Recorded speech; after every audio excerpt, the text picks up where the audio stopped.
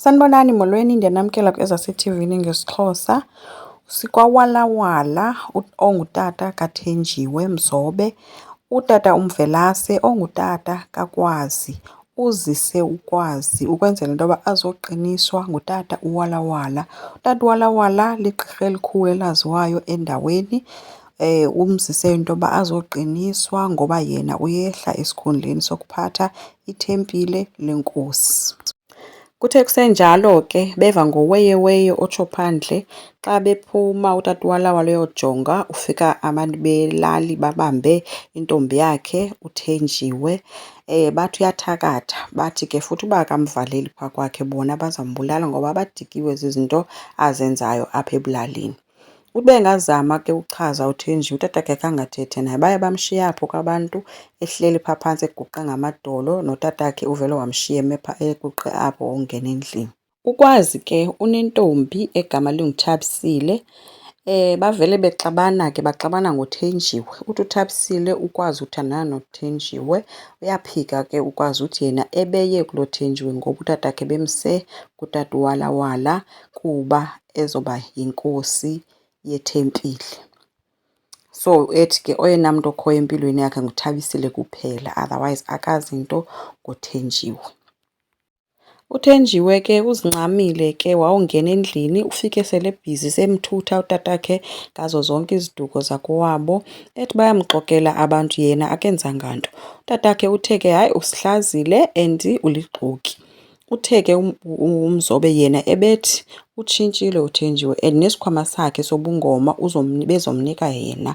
UThenjiwe uthe hayi bona tata sengenzeka nangoku loo nto leyo. Uthe ke utatakhe akanawukwazi uyenza le nto, uzenzile akakhalelwa, watsho emshiya ekhala.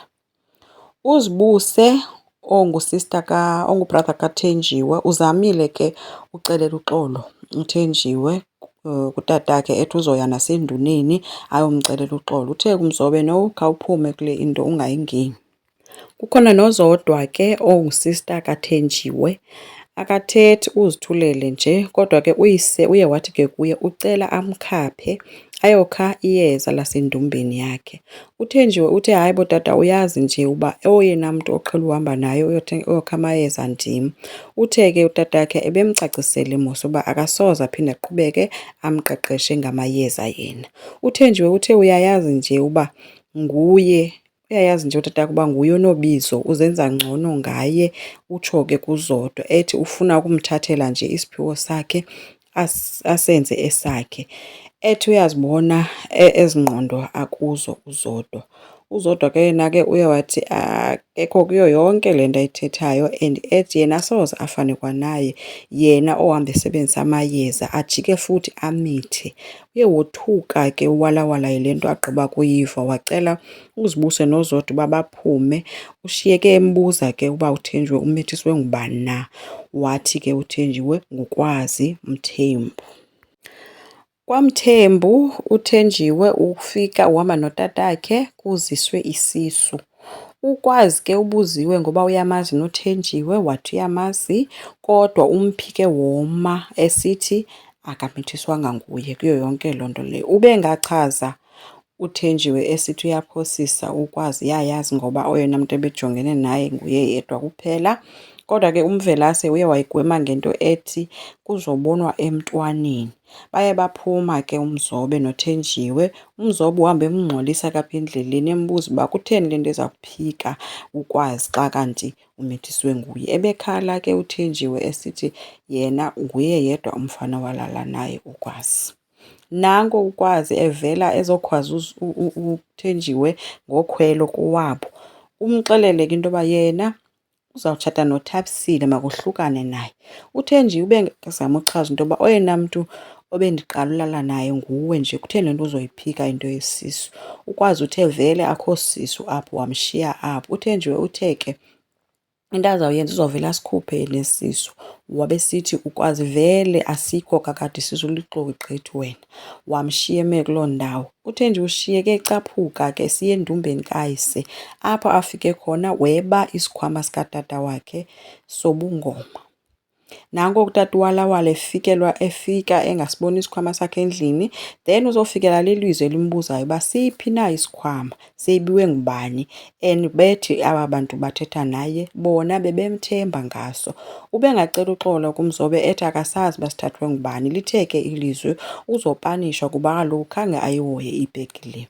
Lithe ke ilizwi makazibulala ngoba uyayazi into efanele ayenze. Nanko ke utata uWalawala ethatha intambo ezixhoma emthini wabhubha.